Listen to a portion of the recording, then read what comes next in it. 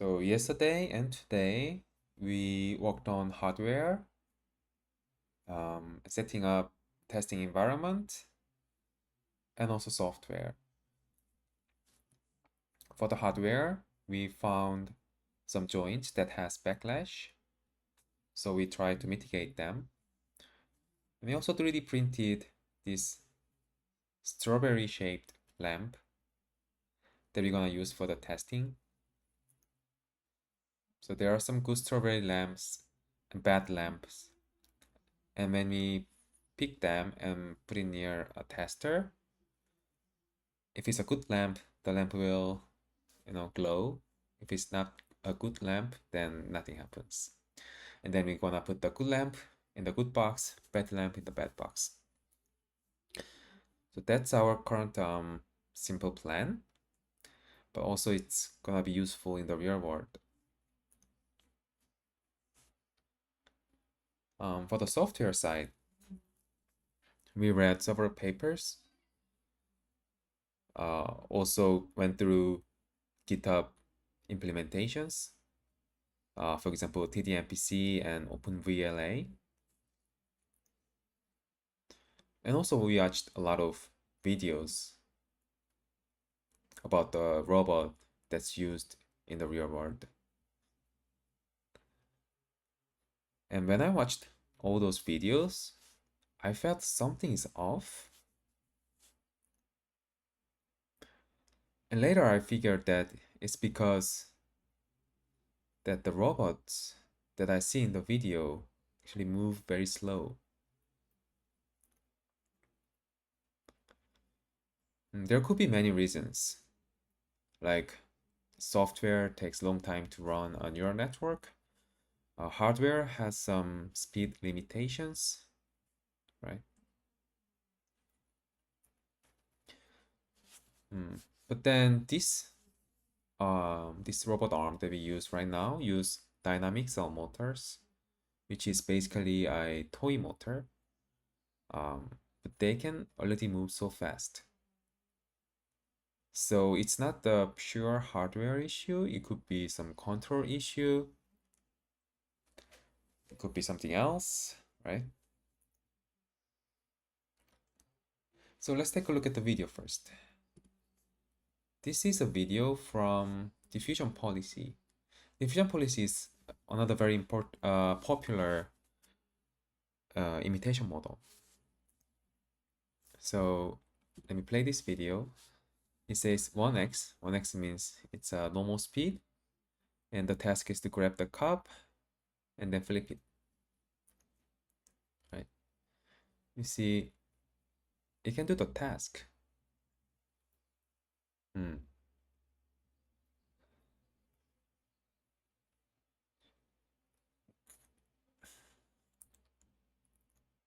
But do you also feel that this is so slow, right? If I were to do that, I already did like 20 times. And this is 4x, right? It still looks slow in the 4x.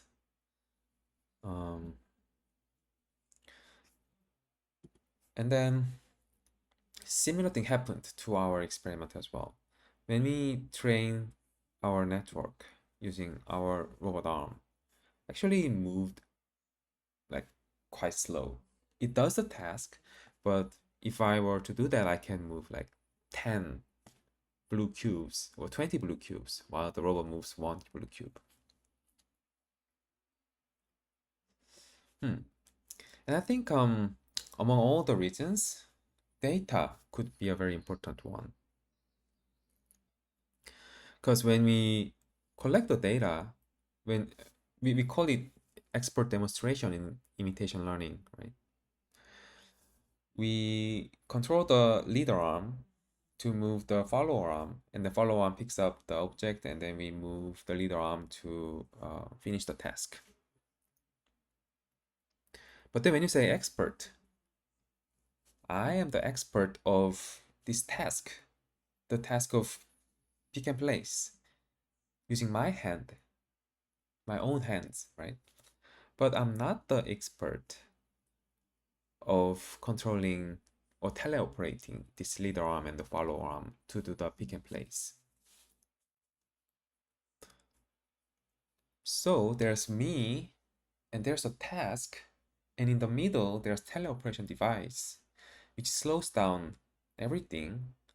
And also this teleoperation device has some errors and it's difficult to control, so it causes some shaking, right? Shaking.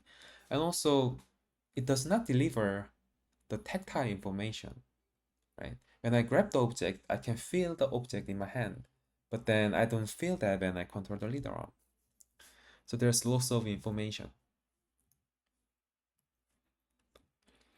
So I think this layer of teleoperation is very inefficient and ineffective. Right. There's some other way that I see people do is they use VR, a headset. So they equip it and then they see what the robot sees and they move their hand with the VR controller in their hand, and that's how that's how they control the robot arm. I see the videos from Tesla and also from Nvidia for the recent videos. So basically, that's the I'll say one of the popular way to do it. But I also think it has limitations. Like it has very limited tactile information. Most time there's no tactile information, no touch sensor, and even if you have touch sensor, it's usually only at the fingertips. But when you grab the object, you can grab it using your palm, right? And also the way you move when you wear VR headset and see the robot arm in the VR headset is very different from how you move without the VR headset. Because you move your hand in the air, you are not touching any object. You're pretending you're grabbing something and try to move it. So it's gonna be very different. What if the object is like a big, so you need to hold it using two hands, right? It's also it's heavy, then it's the movement will be so different. So I think it's also suboptimal way, right? And you can feel that when you look at these kind of videos. This is Coupang, like a Amazon kind of company in Korea, and this is how they work. Just imagine this speed, right? This speed is very different from the speed that we watched from the other robot arm. This is like super fast. And to do this, I think we need to collect data just like this, right? And I think the throughput is super important. The speed of the robot, right? Super important because one day if you wanna use the robot to replace some tedious work like this, it needs to be more cost effective than human. But if the robot is like 10 times slower than human, it's very difficult to be cost effective. Mm. So I I just feel like there gotta be a better way to collect data. And one way is keeping sensor on these people. So they wear some sensors and then they do this task. And we record all those information and then try to mimic that in the robot hardware. Right.